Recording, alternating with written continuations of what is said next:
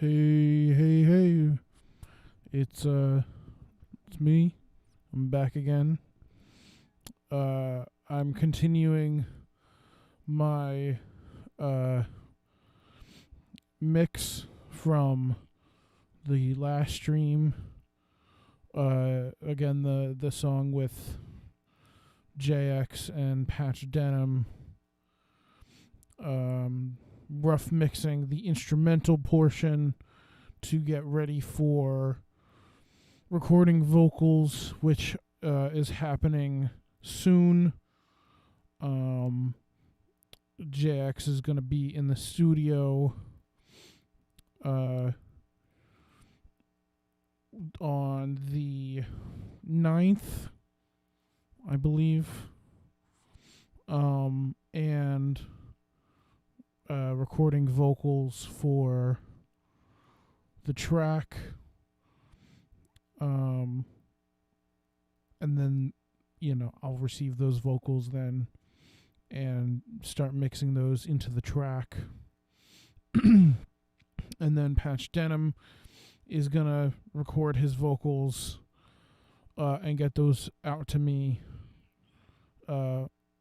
soon as well. I don't remember specifically.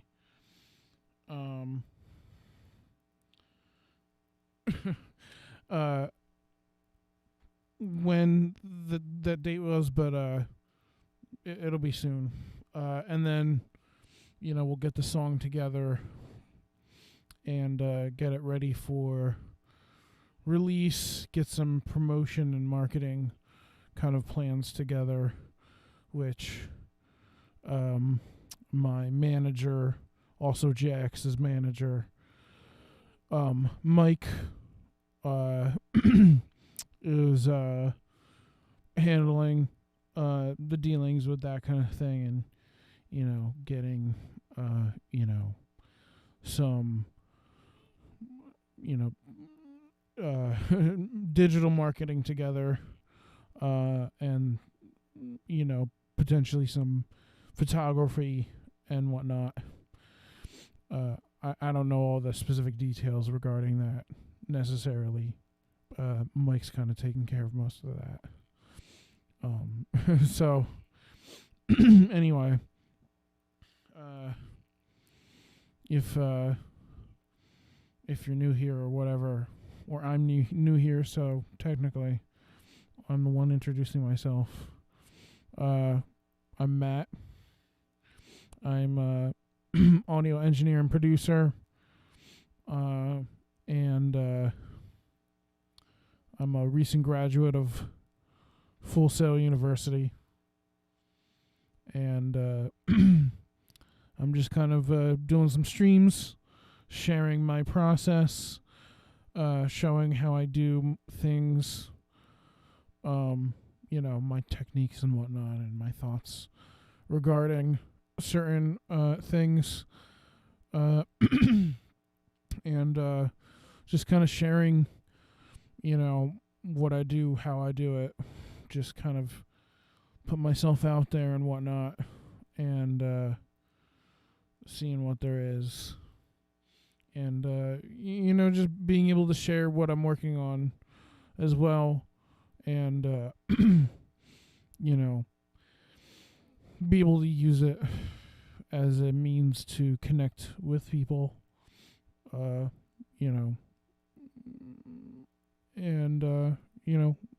that kind of thing. I feel like I'm rambling a little bit, but when we last we left off here,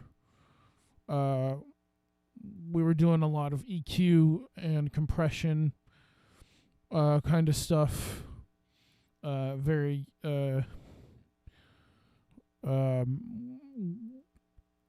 utility kind of things, very like constructive kind of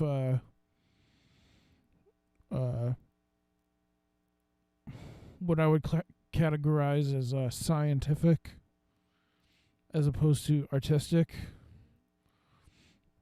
Making everything functional, making everything kind of sit nicely, and shaping things to sit well and sit balanced in the mix.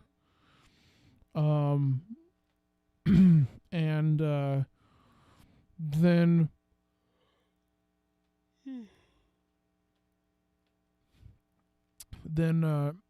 today we're going to get into the more, what I would say, creative aspects of mixing, the kind of places that you can flex your own expression.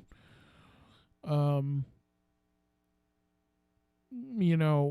think last time in my last stream I discussed something along the lines of, like, as you get further down the sort of trail of creating something artistic in nature, whether it's, a film or a video game or music or, whatever, even a business idea, any kind of business, really. You want to start a taco shop, that's the creative thought, it's like, a creative venture where it's like you're thinking of what's it going to look like, where's it going to be, what's the uniform going to be like, what food are we going to serve, the sort of specific, like, what is the consumer going to consume, essentially, versus the other factors, like what's it going to cost, how many employees do we have to have, what are the best hours of operation, and how does that work, things like the taxes and the dealing with, like, the city and dealing with, like, the zoning and making sure that everything's up to code and the construction of it and all that kind of thing, and the sustainability of it. And sort of music kind of works the same way, films work the same way, games work the same way. You have the creative idea, you go, in a perfect world, here is this. This is what, in my head, I want to see. And then you kind of have to funnel that into reality a little bit. And,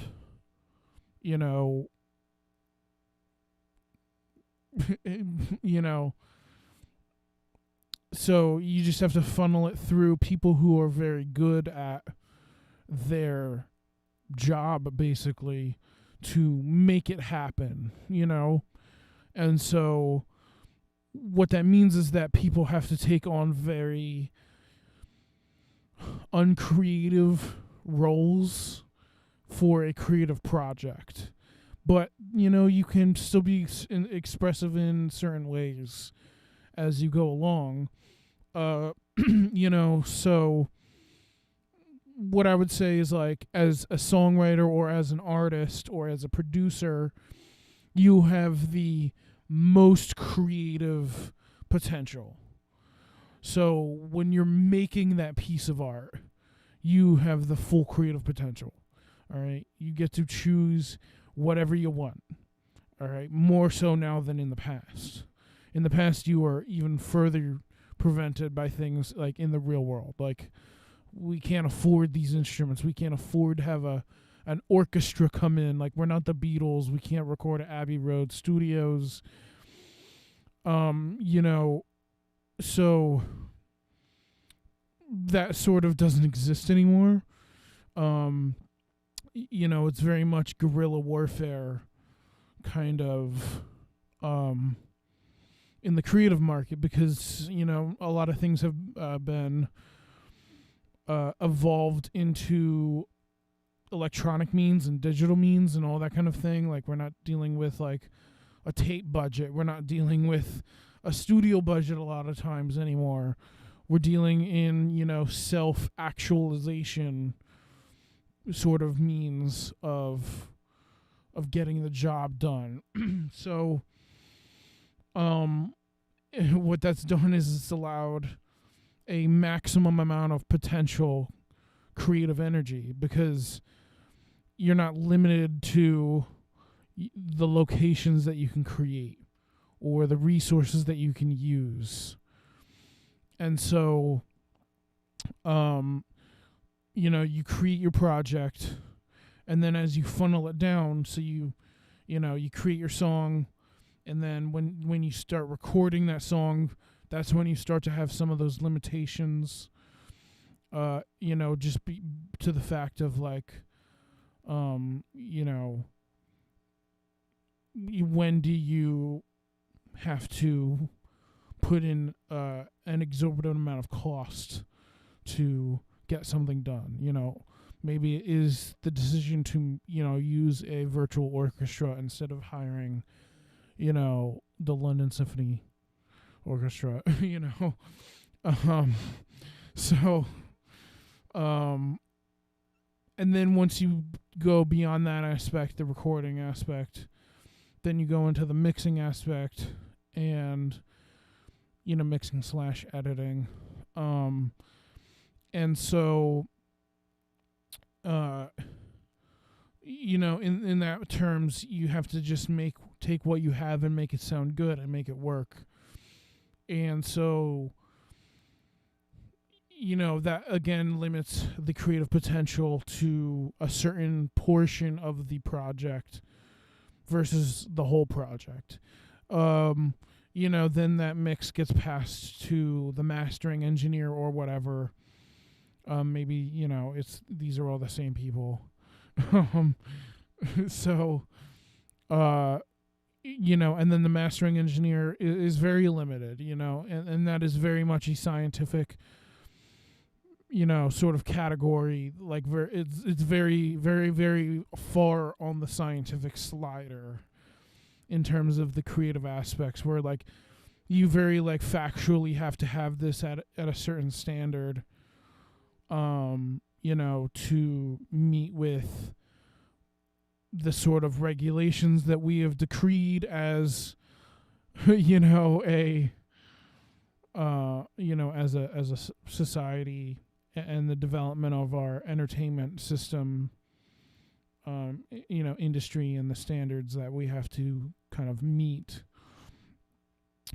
especially dealing with things like the radio and television, when you're dealing with like the FCC kind of stuff, when you're getting beyond just Spotify and SoundCloud, like you're dealing with, putting your song in a movie, putting your song in, on the radio, or putting your song on a television show, and that kind of thing. Like there are standards that you have to meet. Like it's a reality. It's like it's the grown up world. Like it's not all SoundClouds.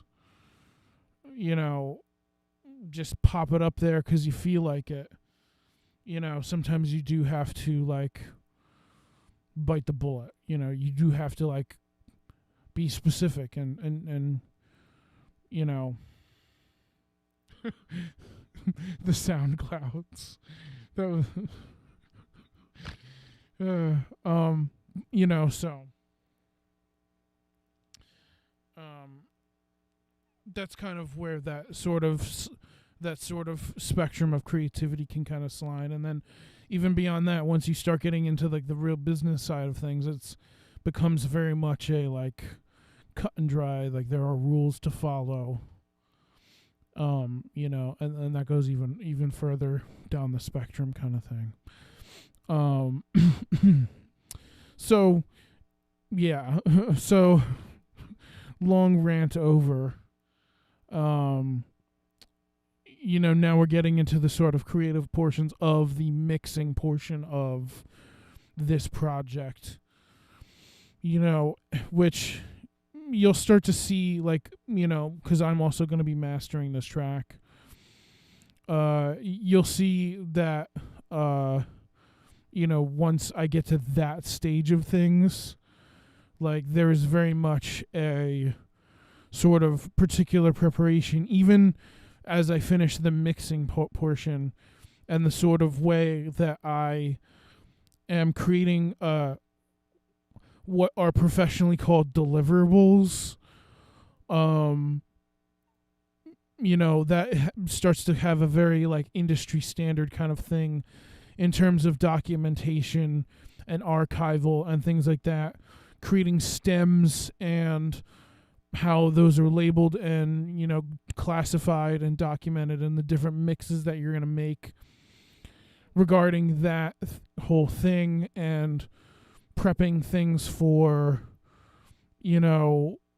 what potentially could happen, things like creating what we call a television version, where, if the artist has to perform to a backing track, essentially, where you're not necessarily going to have a band, which, if we're being real, in hip-hop is more often the case than not. So the concept of television version in terms of hip-hop doesn't really exist as much, because in hip-hop generally you're like, not everyone's going to have the roots, not everyone can have the roots. So more often than not, you are going to have a backing track that you're going to sing to. And so, you prep those things so that they can be available when they need to be, at a moment's notice. So, say there is a need for it, like it will be available immediately. Like, it's already done. We've had it. Everyone has it. There's multiple copies, that kind of thing. You'll see that kind of thing as we go down the line, where like it becomes very like official kind of documentation and archival kind of stuff for posterity purposes and that kind of thing. Yeah. Anyway. And that all stems from, sort of industry standard practices from the analog days when you had tape reels and things like that.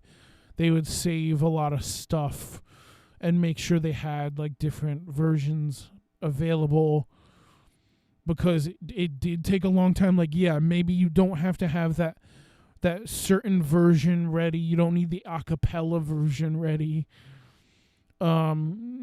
Immediately, because you could get it done in like a half an hour at the most. But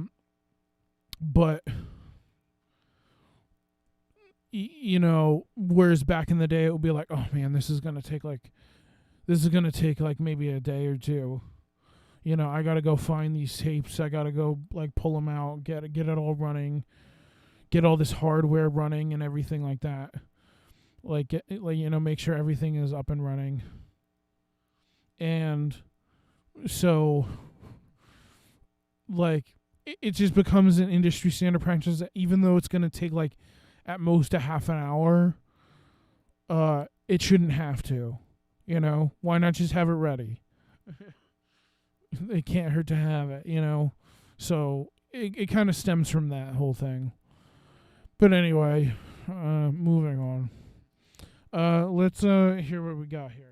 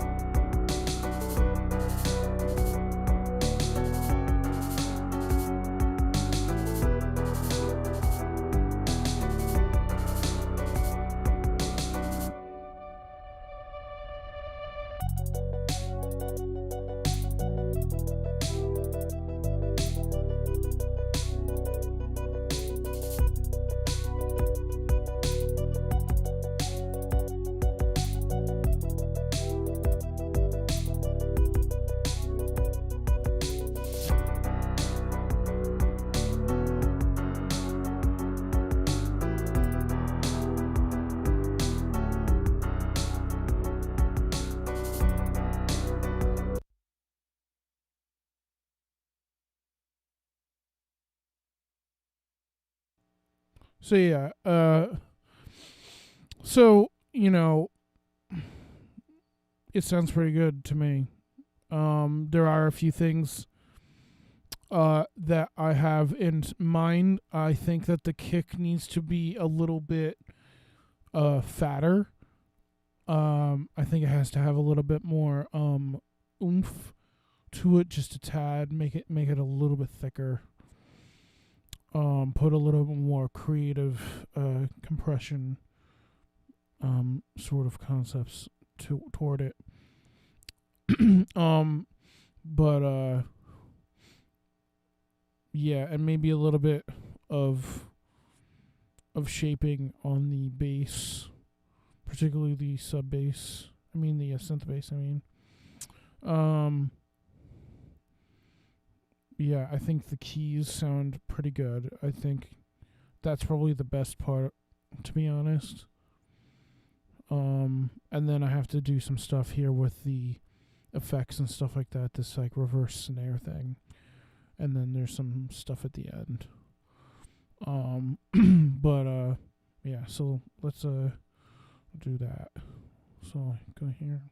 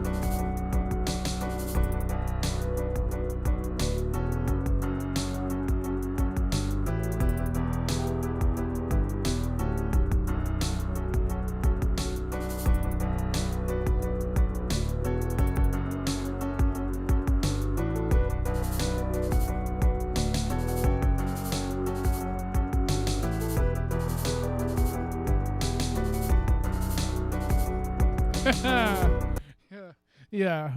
Okay. So what I did was I put first the R comp, which I love this compressor. I honestly don't think I use this compressor enough. So I put an extremely fast attack on it. I honestly can't even read what that says. I think it's like 50 milliseconds. But honestly, I can't even read it. And then I just have the auto release control on, so it just has auto release, which most of the time I leave on. Which at first I didn't know that was what it was, so I was like adjusting the release for probably a solid couple months until I I don't remember if it was in a class or something, but they said like auto release control, and I was like, oh, that's what arc means. And so like I realized that this wasn't doing anything, because you can still move it even when this is on and it doesn't do anything. But you know. Yeah, so but I love this compressor. It's really, really nice. It has a really, really nice UI despite not knowing what ARC means. If I read the manual, I would have known, which I normally read the manual, but I didn't for this just because it was so simple that I was like, oh man, what do I need the manual for? But obviously I proved myself wrong. So, but yeah. So let me turn this off real quick. Let me see how that sounds.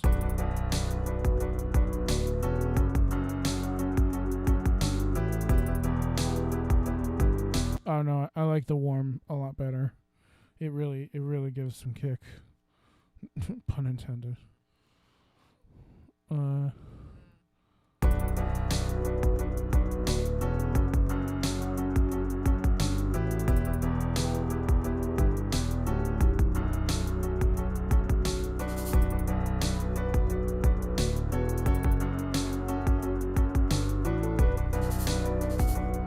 Yeah, this one changing it between the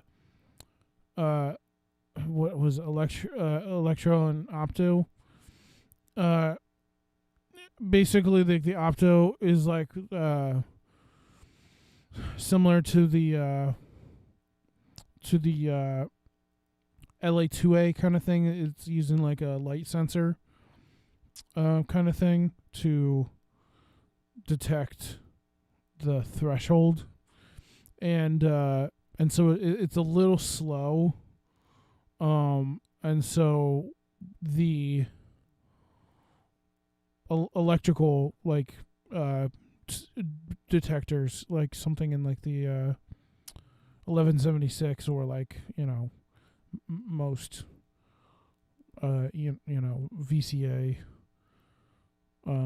or FET style compressors, has a much faster attack time, and can really attack those transients. So when I had the opto on, there was a little bit more a little bit more attack, but it was actually not what I was looking for.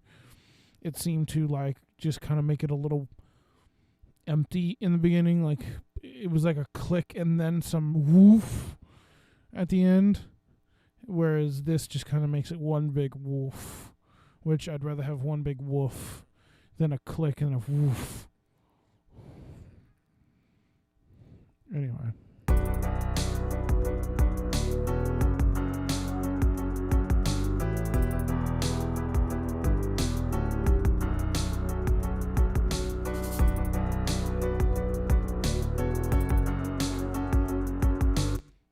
Cool.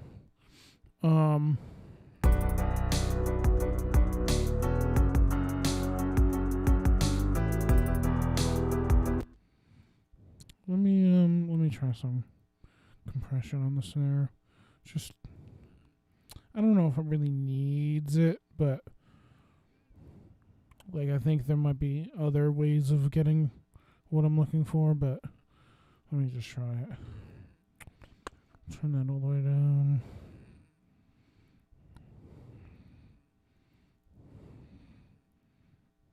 I can barely read that. I think I really need new glasses.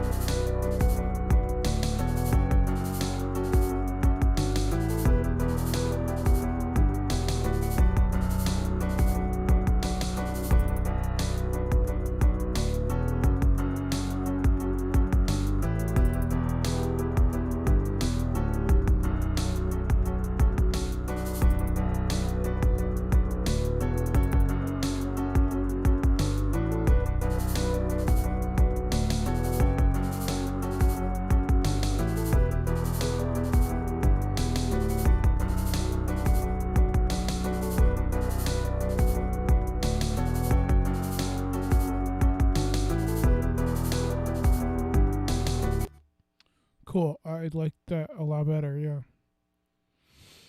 Cool. I think that's really given some low end punch that I was looking for, that I was lacking. Okay, now I'm gonna get this reverse snare kind of integrated.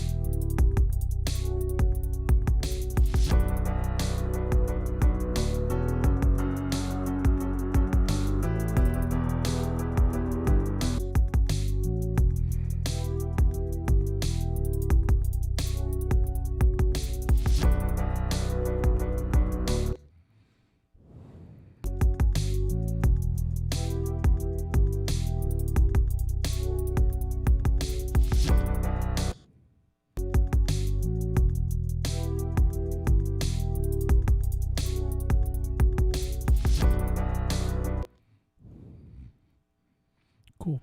Dum, dum, dum. Move on now to this.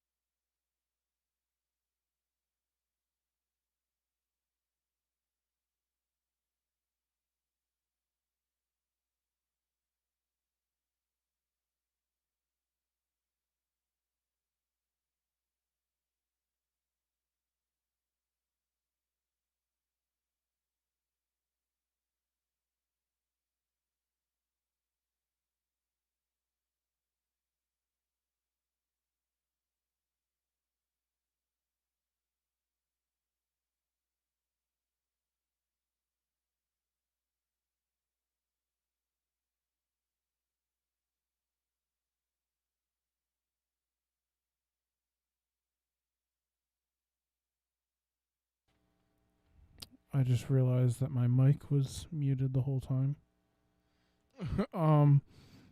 So I'm working on reverb. And what I was saying when my mic was muted was, I don't like to make one big master reverb for like the whole track, or like set of master reverbs for the whole track. I like to create like by buses, basically, like a drum reverb, guitar reverb, keys reverb, vocal reverb, background vocal reverb, that kind of thing. So that I can process them differently. Like, even if all of them are going to have the exact same reverb, like, it gives me the option to do, minor tweaks and stuff like that, or, even major tweaks. So I like to do it like by bus. So, but yeah. So,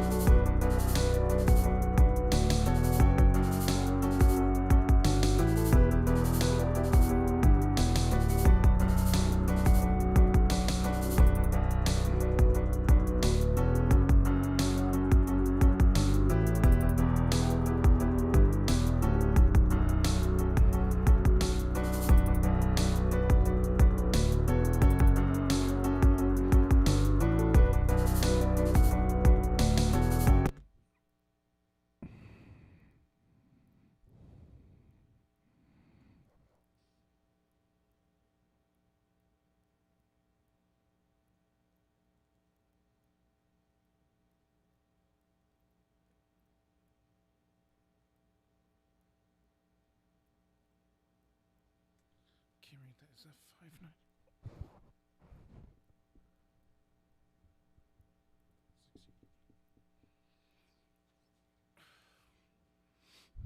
Okay, so I'm going for like a quarter note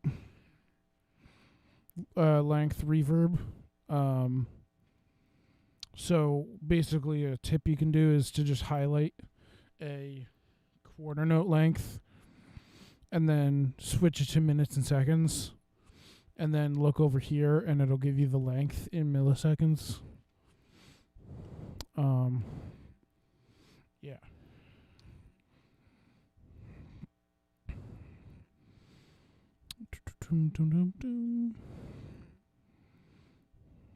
So I'll do.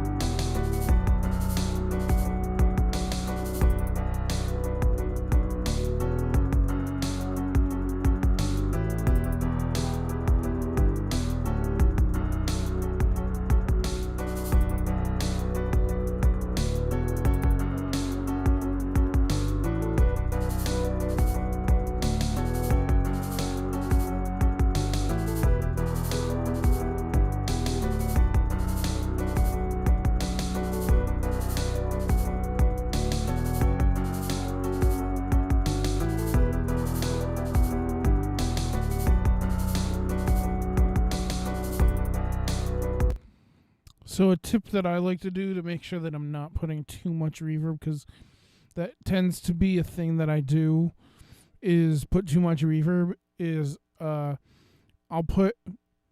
just like turn it up to like, oh yeah, like yeah, there's tons of reverb on this. Like I know there's tons of reverb on this. Then I basically will back it down to like where I basically don't hear the reverb anymore, and then maybe like just up it a few notches. Just enough that like if I, go like this and like flip the send off and on, like I can just hear a difference. Like it's gonna get like I can hear a little bit of room, and that's it. Like I can okay, like I can hear that there is a difference, but it's like very subtle. That's kind of the tip I do for that.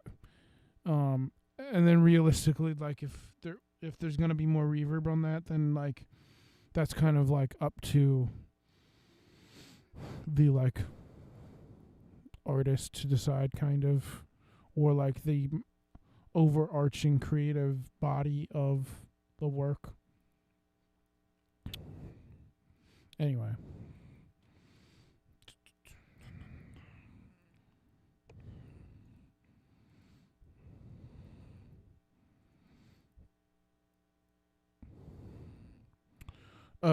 Tip if you're a Pro Tools user and you don't know this,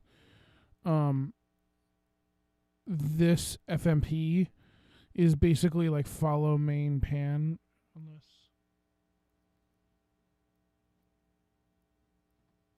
Yeah, follow main pan.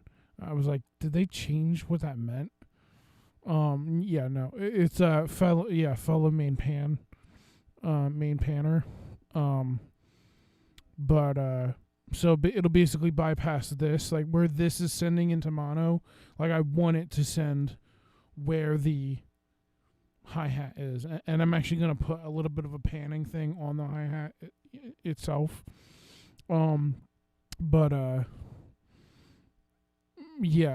So you follow me in pan. Anyway, I didn't need to close that.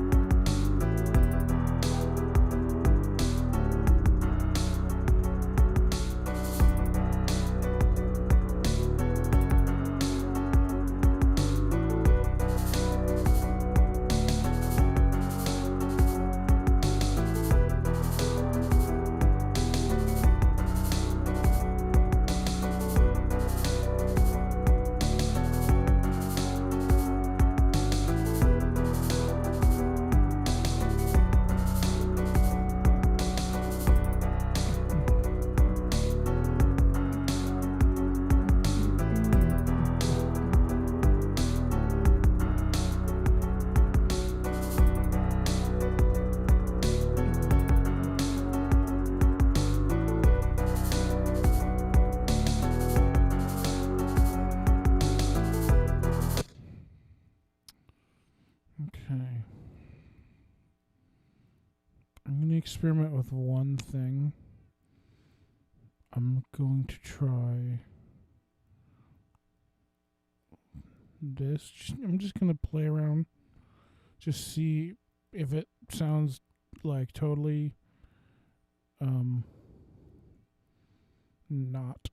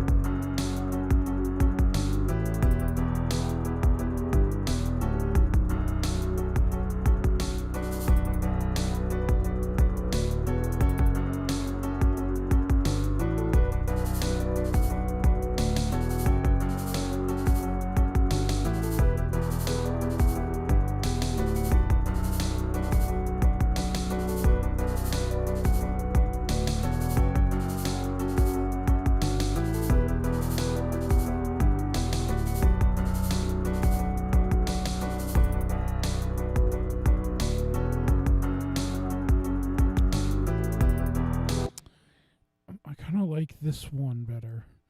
I basically what I did was I doubled the length of the reverb. I made it a half note length reverb, but then I made it dark. Like it basically auto EQs like some of the high end. Like it's basically like a high cut. Versus the quarter note with like no cut. I kind of like the longer one with the high cut. I think it just I think it does, like, it sits nicely. Anyway.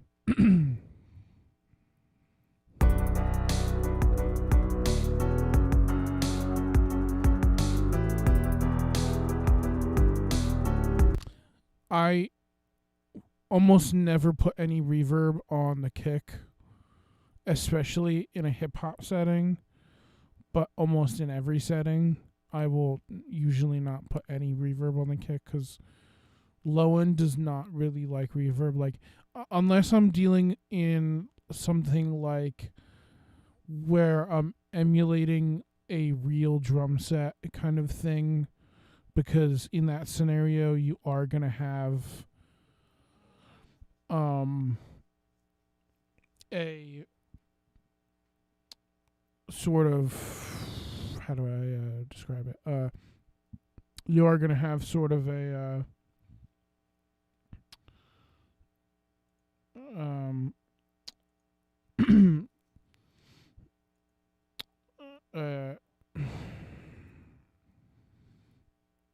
weird low end phase cancellation. Like low frequencies are more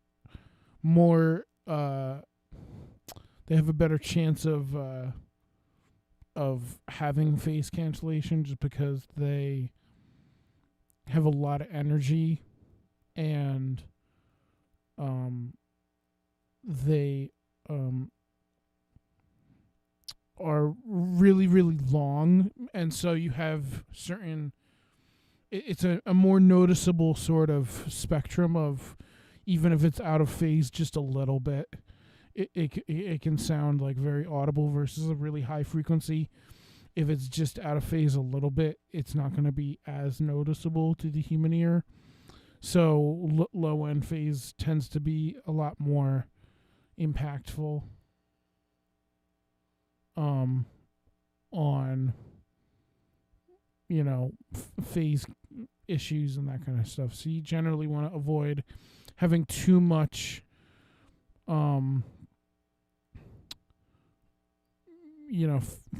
phase cancellation. If you're dealing with like an organic drum set thing, like where you would normally put like a set of room mics up and then you have the overhead mics and that kind of thing, like there is going to be some element of that kind of phasey kind of thing. Although if you're measuring, you're sort of negating it as much as you can. Where they're far enough apart to not necessarily phase cancel themselves. And then whatever pairs you're dealing with, like 2 room mics, 2 overheads, you make sure that you're measuring them equidistant so that they're not phase canceling, like, really, really key things like the snare drum or the kick drum. Whereas when you're dealing, with other certain things, where really far away, like the overhead mics versus the room mics, like they're so far away that they're not going to have that much of an effect. And usually whatever effects tend to be positive in that sort of circumstance for what you're trying to get out of it. So yeah.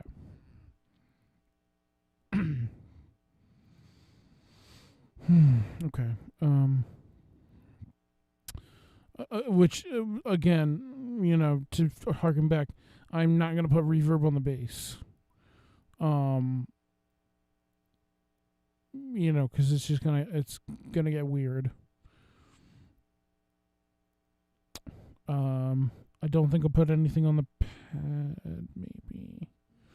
Definitely am gonna put with the piano. Stereo aux.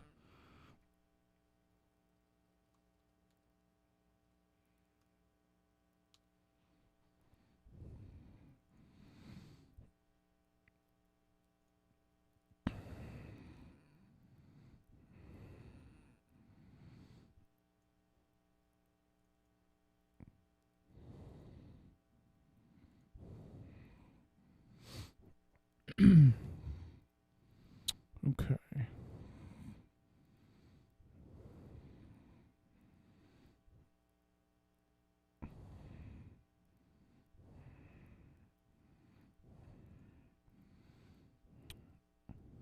I'm going to start with the quarter note reverb and then we'll see where that goes from there. I'm going to put a little bit of a larger pre-delay.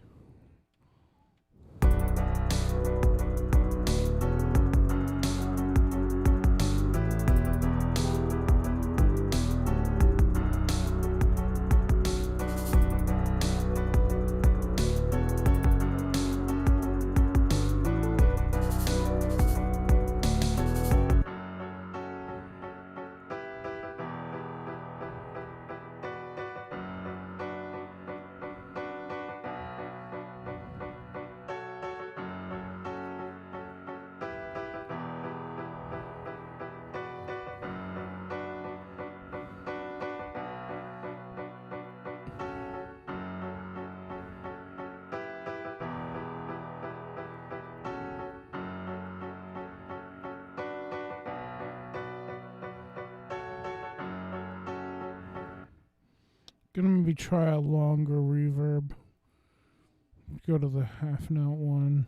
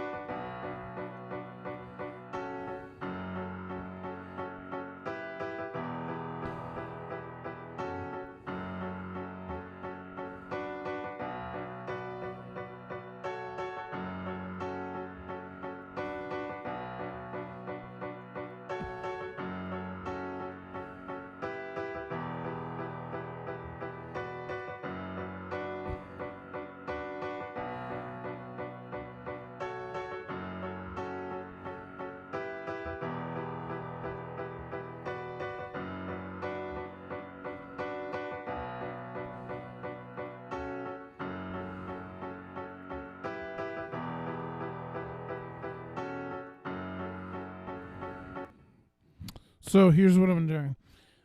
Because one, the piano is sampled, there might actually be some room tone. Not to mention that it's emulating room mics. So I don't want to add some additional low end into the reverb. Otherwise, it's just going to be reverbing low end, and it's just going to make it muddy. So I did put a high pass filter before the reverb plugin on the actual reverb track. So it's not affecting the actual signal itself, just the reverb thing.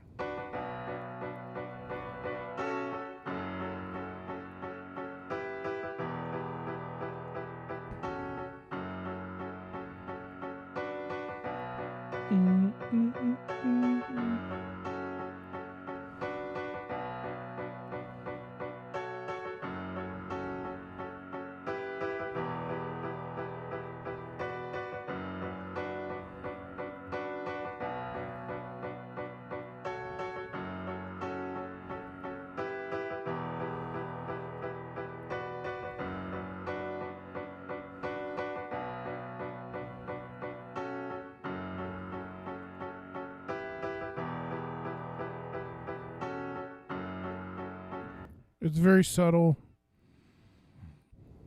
but it really just kind of fills it out pretty nicely.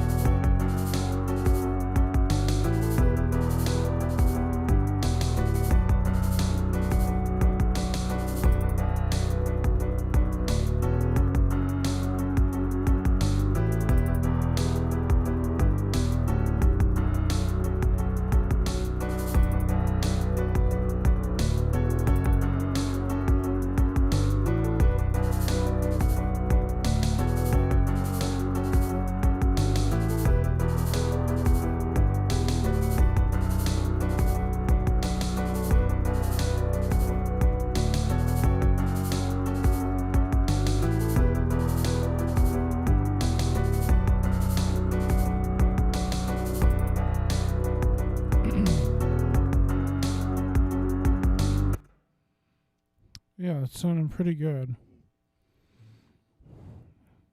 Let's take an extended listen.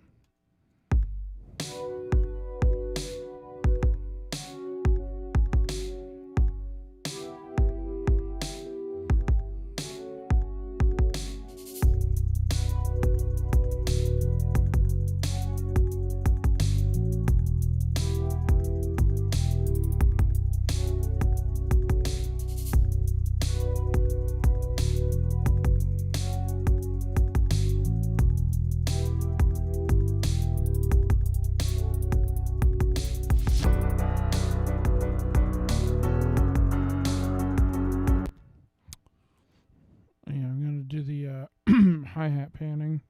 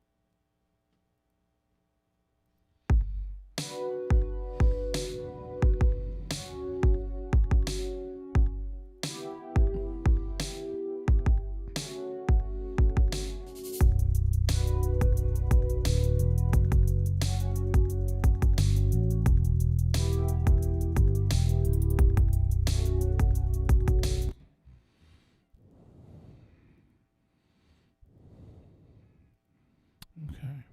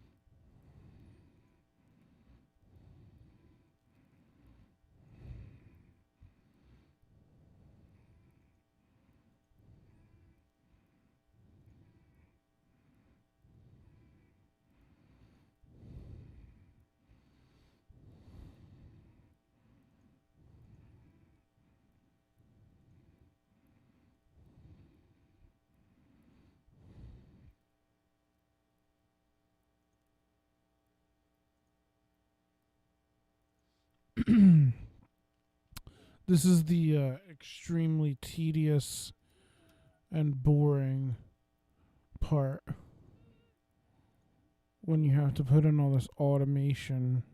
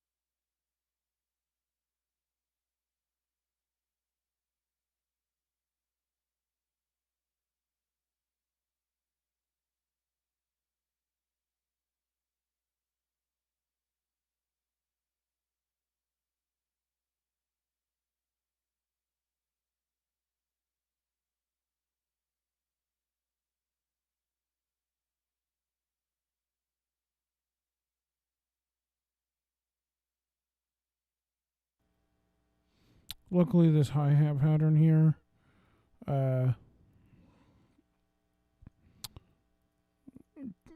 repeats in the next section, so I can just copy and paste it.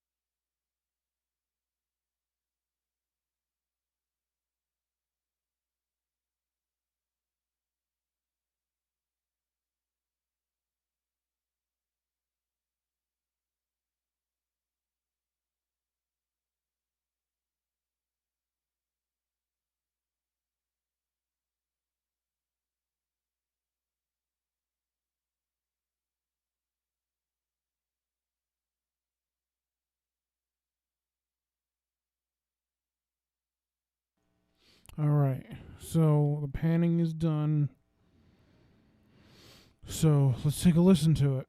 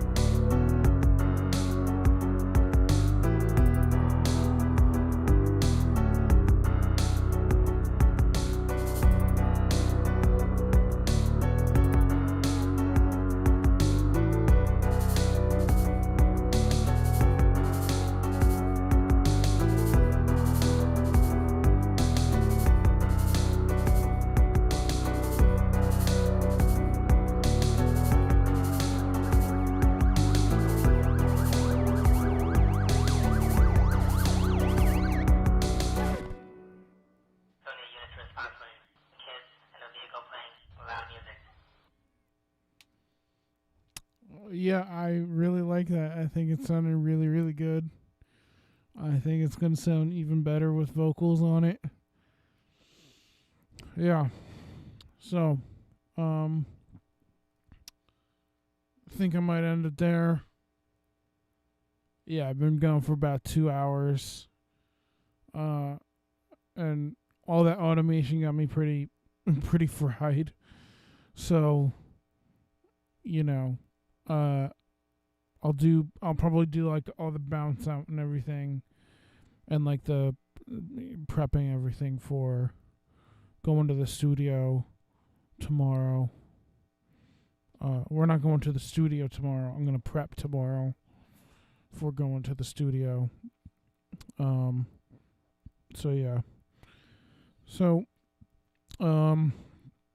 thanks for joining me. Again, I'm Matt. I'm an audio engineer and producer. I'm just doing stuff like this, working on stuff I'm working on, or just pretend. Sometimes it's just ideas I'm working on. Not necessarily like actual work. This is actual work, but yeah. So if you want to follow me over my social media, you can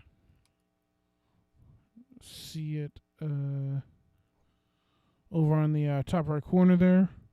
My Facebook is MattJohnsonAudio. My Instagram is @MattJohnsonAudio. And if you want to check out my professional details, pricing, and examples of my work, and a little bit about me, and that kind of stuff, contact information, you can check out my website, MattJohnsonAudio.com.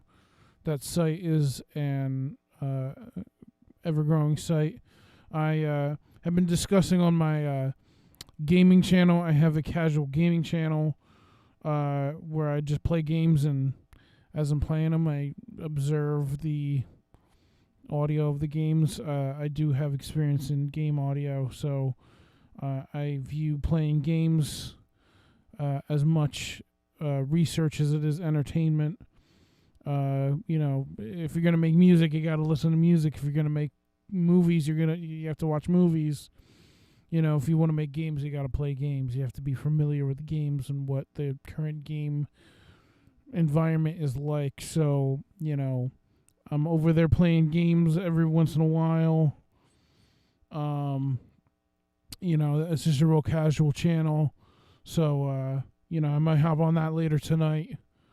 So, if you want to be updated on when I'm just playing some games, just hanging out, go ahead and follow my gaming channel, MattJohnsonAudio_gaming, here on Twitch. Here on Twitch, even though I'm also on YouTube. So if you're on YouTube, you can go check me out, my gaming channel out on Twitch. As for this channel, if you're watching on Twitch, you can see the archived version on YouTube as soon as YouTube uploads it. Once the stream is over, so you can watch my archived streams over there. I'm also working on some pre-recorded content to go on that YouTube channel as well, so you can keep an eye out for that. You can subscribe there or here if you're already on YouTube. You can subscribe, hit the notification bell. You can be notified when I'm going live, and when I upload some pre-recorded content. And if you're on Twitch, you can go ahead and give me a follow, and you can get notified when I go online there. Yeah. So, thanks again for joining me. Really enjoying streaming so far, so I'm going to keep doing this. So, I will see you on the flip side.